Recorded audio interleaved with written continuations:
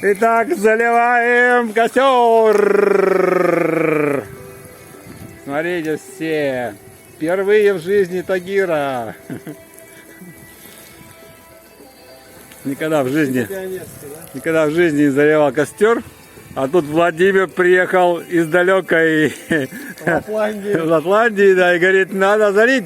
Рядом строение, рядом трава и там башмак, который может воспламениться и так далее. В общем, вот такую вот красоту делаем сейчас.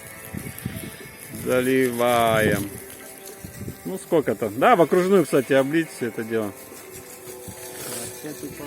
Ну, в общем, сегодня труда жахнули нормально. Здесь все было в кустах. Примерно вот таких непролазных. Вот так вот это было. В общем, вот здесь. Сейчас вы видите, тут чисто и сухо, и комфортно. Вот. Тут еще осталось кое-что дорезать, допилить. В общем, это у нас яблоневый сад здесь. Вот. Тут, кстати, эти сороки летают. Надо что-то с ними разобраться. Они, наверное, эти унесут гнезда, все делы, потому что здесь были заросли. А сейчас тут появились мы. Вот такие делы. Солнце с нами.